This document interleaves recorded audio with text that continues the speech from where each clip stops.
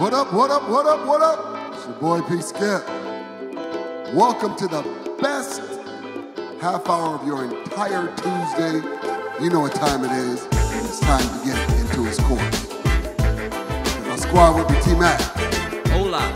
Chili Will. Gracias, amigo. Let's do this. So let's get into this, fellas. 2 Corinthians chapter 13, verse 5 in the Amplified reads like this. Test and evaluate yourselves to see whether you are in the faith and living your lives as committed believers. Examine yourselves, not me. Or do you not recognize this about yourselves by an ongoing experience that Jesus Christ is in you, unless indeed you fail the test and you are rejected as a counterfeiter. You know, oftentimes in life, we judge everybody else. We categorize everybody else. We point fingers at others, but little do we ever examine ourselves. And I'm going to count myself as a Bucks fan. And recently they've added they made some roster changes. They've added pieces and subtracted some pieces. And my thought process with that is, the Bible says in 2 Corinthians 5:17, therefore, if any man be in Christ, he is a new creature. Old things are passed away, and behold, all things are new. The new add-ons that the Bucks have had, which one I'm excited about, is they added DeMarcus Boogie Cousins. Excited about that because we had no backup center. And I'm glad we got a backup center that, one, is versatile, two, can bring some dog in that middle, which we haven't had, three, is smart enough to figure out the offense and do whatever he needs to do. But also just in hearing his interviews, also very humble. We needed a backup center so bad it wasn't funny because Brook Lopez just had his surgery last week on his back, and we don't know how long that's going to take to recover. They really didn't say. But I'm thinking having back surgery that kept you out for the first month, it's probably going to be 2 to 3 before you're back on that court. So we may not see Brook until after the All-Star break or maybe even the playoffs. We don't know the extent of the surgery because the Bucks kept that close to them, nor do we know the damage that was done and how long it's going to take to recoup. None of that was said.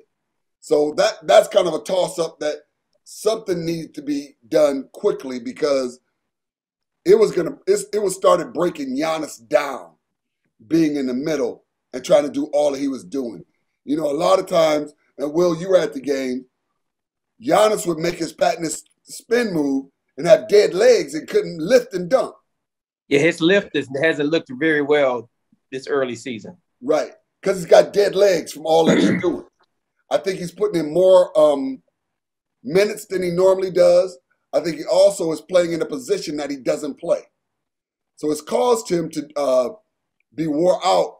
And the Bucks understand, I cannot wear the franchise out. I got to do something else to get those, to do that banging for us, to go out there and get those heavier centers because you cannot rely on Bobby because Bobby's undersized. Bobby's what, 6'9"? 6'8", 6'9"? 6'8", 6'9", and he's not a very athletic individual. No, and nor is he very strong. So to bang with 7-footers, you know, and we saw the games, like when you start playing against the Minnesotas, hey, the big cat was eating down low because Bobby was holding.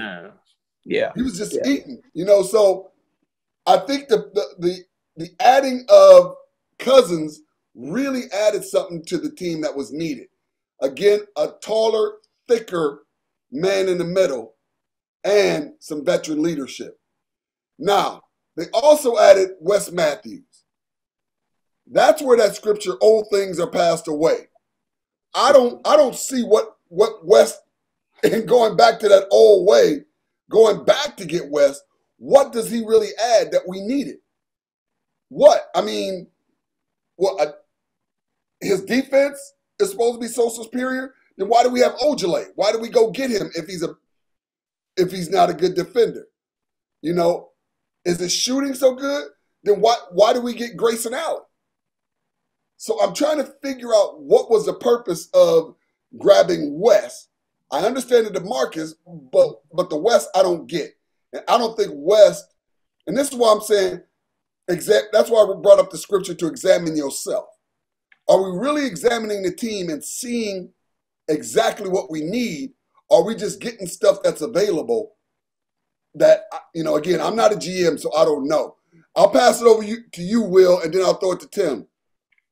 Well, I actually do know the Bucks GM, John Horst, very well. And I know that he's a very analytical, and he's a veteran of talent evaluation, all the way back to when he worked with former GM John Hammond in the Detroit Pistons organization. So I know he's really evaluating talents, the needs, especially the financial situation of the Milwaukee Bucks, to try to get as much as he can based on what's available to him. I normally don't have any questions about his moves. I love the Boogie move. Boogie is an all-star. I mean, his career was cut down by injuries. At his peak, he was the best center in the league. Nobody can argue that. I mean, both of you gentlemen will probably agree. At one point, Boogie was the best center in the NBA. No doubt. You know, barring injuries, that took a toll on him. I hate that he didn't get a chance to be on that championship squad with the Lakers to get a ring, but it'll be a poetic justice if he can be on the Buck squad and get a ring with them. So I like that pickup. I have no clue what John Horst is thinking by going to get Wesley Matthews. I don't see any use for Wesley Matthews on our team, and his skills had deteriorated so much. His shooting skills, his ball handling skills, his athleticism had deteriorated so much when he played with the Lakers that I thought he should have retired. So maybe John Horst knows something. I'm hoping that he knows something I don't know, but I don't understand that at all. I thought Nora was going to do more for us during the regular season, and he hasn't shown up at all during regular season. He was a great summer league player. He was a great preseason player, but he hasn't done the things that I saw him with my own eyes do in the preseason. You saw it too, Skip, right? That we thought he was going to be not a major contributor, but a contributor off the bench for that second unit this year, and that hasn't materialized. So right now, we can't evaluate the Bucks totally, but I'll say this. Looking at their schedule for the month of December, I predict that the Bucks will be the number one team in the East by the beginning of January. They had the best record in the East. That's a bold prediction there, Will. By the beginning of January, they'll be the number one team in the East. It's a bold prediction, but I'm not saying it's off, but it's a bold prediction. Yeah, if you look at their schedule, the tough teams that they play is Miami, which they just beat recently, pretty good. And they don't have Jimmy Butler, nor do they have Bam Adebayo. Right. They play them again coming up soon, so they should get both of those. Then the other tough team that they play is the Boston Celtics. And right now, the Boston Celtics are in disarray. So the rest of the teams they play, the toughest team is the Cleveland Cavaliers. The rest of them are below 500 teams for the month of December. So this is an opportunity for them to gain some ground. They're only 2 games or a game and a half out of first place in the East as we speak. So that's not no real long stretch prediction. I'm just looking at the tea leaves, and I think the tea leaves would point to that. I'm going to say this, too. You know the Bucks have grown in popularity when they play on Christmas Day. They have at home. Right, at home. They got the Celtics on Christmas Day. At home. Tells you, right, at home. So that tells you just the popularity.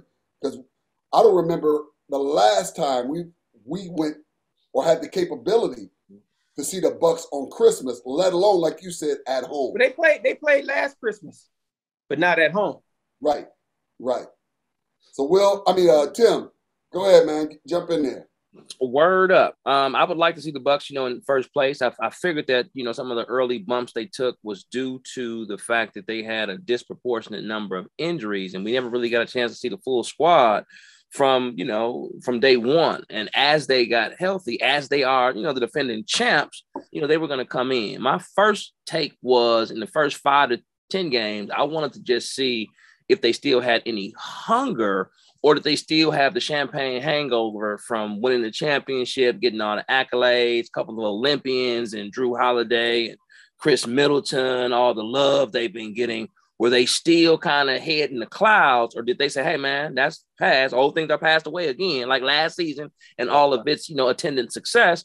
This is a new day. This is a new season. And to their credit, they came out lunch pail kids like, hey, man, last year was last year. We appreciate all of what we've done, but we still want to be able to move forward. And I think that, having those injuries, speaking of which with Brook, it did lend itself to them needing to get, a backup center. I know, Pastor Skip, you've been talking about that for the past, month or two, that they really needed to do that. And so I applaud their efforts in making it happen. And I like Boogie as well. And to Will's point, he was, at one time the best, center in the game, giving you 25, 15 boards. I mean, he was a monster on his way to maybe even arguably having a Hall of Fame career.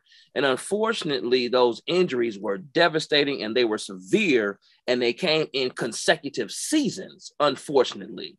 And related to that, to me, he's had a diminishing of his skills as well. I mean, hopefully he can come in and do what the Bucks brought him in to do, be the banger, provide relief, give them some extended minutes so Giannis can go back to his natural slasher position. I just don't know if his fit is really the best for the Bucks. I consider us a run up and down the court kind of a team, a lot of movement, etc. And Boogie is more of a stationary ISO kind of guy where he does most of his damage. Given the things that he said with regards to his humility and his appreciation for even being given a shot, he's going to be a chameleon and do whatever we need him to do. As far as an act of his will, I just don't know if his body can keep up to what his willingness to do some stuff is. And if he cannot, move his body in the way that we need him to, I don't know if he'll be able to sustain a lot of minutes, because he'll become a liability on the court if he brings absolutely no value. And so that's yet to be seen. Excuse me, Tim, he already can't play in back-to-backs. I don't know how many we have coming up, but he already cannot play in back-to-backs. Exhibit A. And if there are any other limitations that he has that will compound those, handicaps, that might become a problem in the long run, particularly if Brook can't come back until, March, April, or May. Then we might have to go ahead and make another move. But I applaud their efforts in saying we're going to roll the dice. We're going to see. But I think there are other options, such as the G League overseas. They had Christian Wood a couple years ago from the G League, who now is with the Detroit Pistons, who has, been trying to play like an all-star himself. Well, he's actually with the Houston. He's with the Houston Rockets. There you go. Yeah. He's with them now. Thank you for that correction. But it showed that they've had success, fishing from that pond, and so maybe they can go back to that as well. But we'll give Boogie a chance to see what he can do. I just don't know if that was the actual Band-Aid that we needed, but I applaud the Bucks' efforts in being willing to pull the trigger in some shape, form, or fashion. As far as Wes Matthews, Tim, let me ask you a question. What do you think about Boogie thus far? What you've seen thus far? Could you just comment on that a bit? I think thus far he's done a little bit. My concern with him, I mean, he's helped, in the game or two or game or three that he's played in. He's okay. He's trying to be adaptable. The challenge that I have is for the long haul. His last couple of seasons with LA, and I think even with Golden State when he had that stint, he was playing well while he was with those teams, and then a severe injury happened. So I'm concerned that if they riding too tough, it could be just another injury waiting to happen. So he has two potential challenges. One, can he sustain and maintain the level of contribution that he's been given thus far with the extended minutes? Number two is, if he can maintain it, as far as his consistency and what he brings to the table, can he avoid severe injury? Because his injuries haven't been little knick-knack stuff. They've been severe, torn thigh muscle and all this kind of stuff that has him on the shelf for the remainder of the year. And it seems that when players begin to have those levels of injuries with that level of severity, it is just a telltale sign that, hey, man, you might be past your best days. And we might need him to be more than what he's able to give us, given those two factors. Now, as far as Wes Matthews is concerned, I was talking to a colleague the other day, and he was saying that, hey, he had heard from a NBA personnel guy that the last 2 to 3 spots on every roster, those are favors, meaning that, hey, somebody is cashing in some chits that they had from earlier in a career or a different stint somewhere else. So I think Wes Matthews coming back, because he's coming back to a crowded guard backcourt.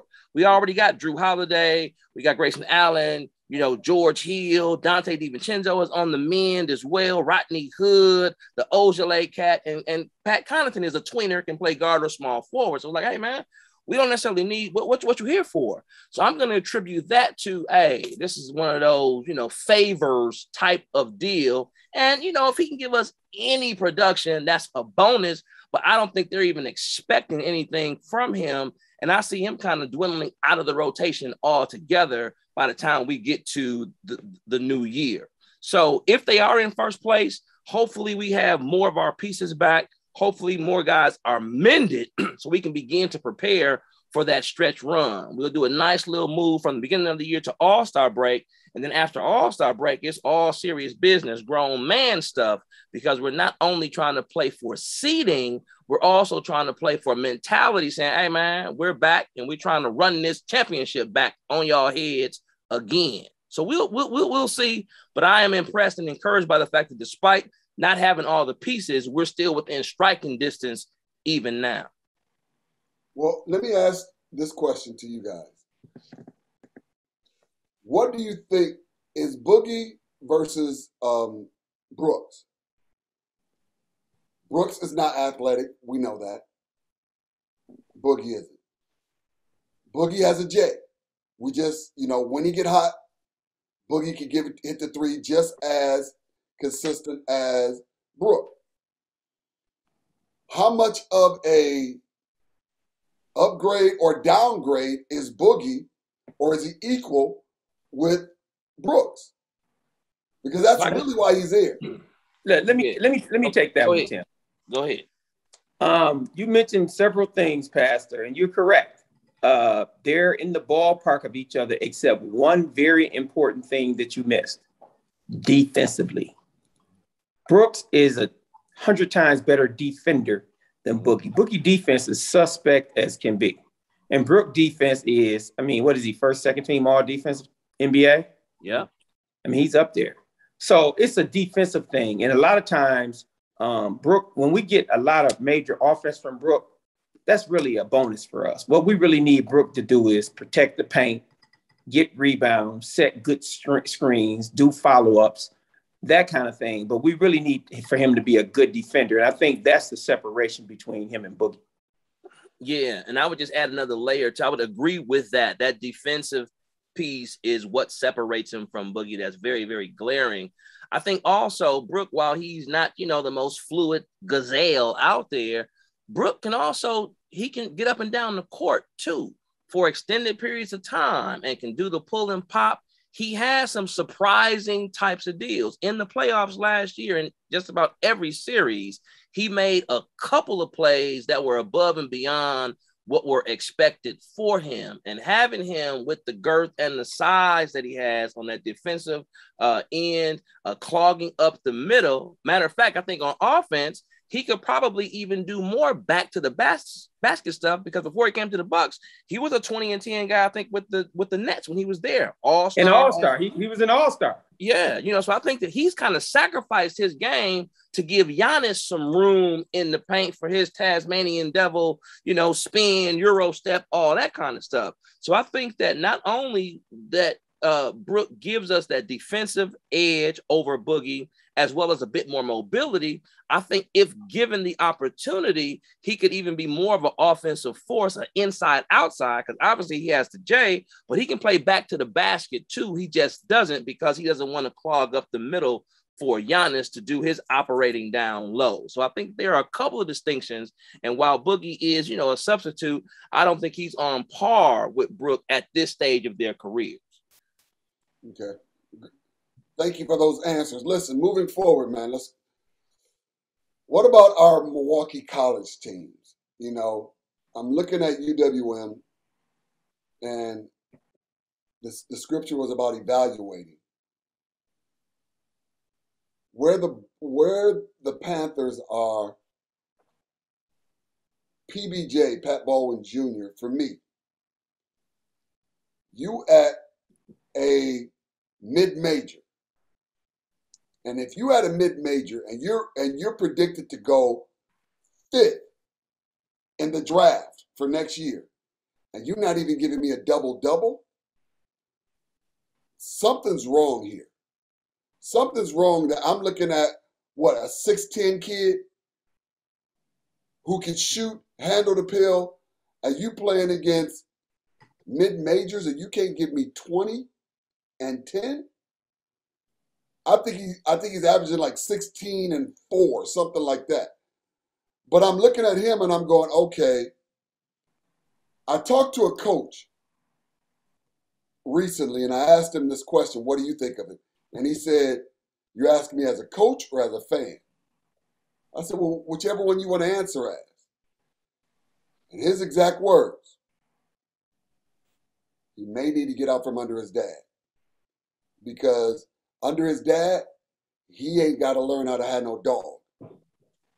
He's not going to get it up under his dad because his dad's not going to make him have no dog. If he went to a different team where there's somebody just as hungry as he is up under him who could challenge him for a spot, it may make him, play better and be more aggressive. But right now, you going for playing suburban school basketball, and you guys know from playing suburban schools and playing in the city, something about that city ball that you're more aggressive, you're more hungrier. It's almost like an angrier style of basketball that you're hungrier than that suburban pass around, run the offense type of game that the offense runs gets you your points, not your skill set. And so I'm looking at this and I'm going, I don't know if what he has is really top 5 worthy of draft choice for next year. But again, I'm not a scout. I just know what I see. We'll go with you first, Tim. What do you think about this, man? Yeah, I think the jury is still out. He's been a consensus, top 5 recruit from day one. He was the number 1 recruit in his class from like his sophomore year, the number 1 prospect. And, I think he will turn out well because he's a good kid and he is skilled. I think the situation with his dad, though, as Will has kind of talked to us about, he'll probably go into it when he gets a chance to, get on the floor, was that, Will's been telling us since his junior year, hey, man, he's going to UWM. We're like, well, hey, man, it's a potential, NBA player, first round, one and done. Everybody's looking at him, Duke, Kentucky, Kansas, all the blue bloods. Hey, man, he's going with his dad. And in reading the article, the article talked about just the family that they have. Before he got all the accolades, before he became this top hotshot prospect or whatever, they were a close-knit family. And as a guy who has a son, I'm a dad. My dad's still living. You know what I'm saying? We still vibe. I really get and respect that. If they're about family, everything else is secondary and it will take care of itself. If there has been some correlative, let's say, underdevelopment of the dog in him because he's with his dad, I think that can be easily corrected because he's not going to be in school for longer than 2 years max. I don't think he's going to get past this 1 year and he's going to be done. But it's something to be said about, hey, I'm with my father. I got successful. He's the one that helped me get to where I am right now.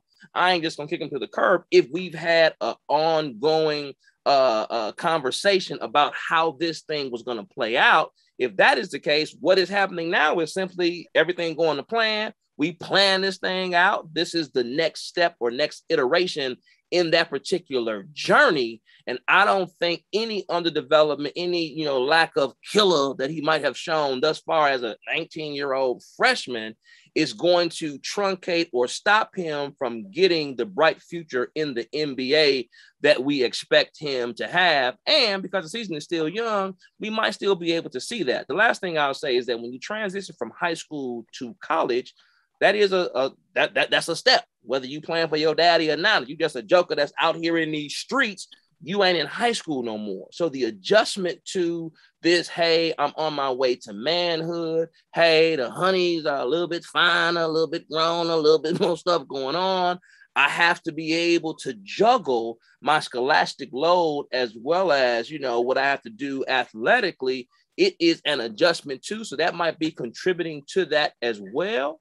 But I think that he's going to be fine because, he's been the bomb, thus far. And we might even still be able to see a bit more aggression from him even before the end of this season as he's, evaluating his own self. I'm sure he wants to be as successful as possible. And if there's some things that he sees in his game personally, without even having to be pushed, just as a competitor, you want to be able to put your best foot forward. So I think we might not have seen the best from him yet. And I think that still can come, but I don't think that him playing for his dad, if it's just going to be for 1 year, is going to be that much of a hindrance or a handicap to his development. Yeah, I agree with you, Tim. I think as far as Pat Baldwin is concerned, I've seen him play in person on a couple of different occasions. And when you watch him play, you can look at him and say, he is a professional. He is someone who needs to be playing with the best basketball players in the world. He does everything well. I mean, everything. And he's 6'10", and he's so smooth. And he just understands the game. His basketball IQ is way above. He looks like he's playing in slow motion, everybody else running fast. He's a professional, period. And when we look at, and Milwaukee has gotten a kind of, lately we've had someone drafted out of Milwaukee for the last 4 or 5 NBA drafts. Halliburton, Hero, Looney, Jordan, all of these guys are guys who are playing in the NBA and doing well. Patrick Baldwin was better than all of them when they were in high school.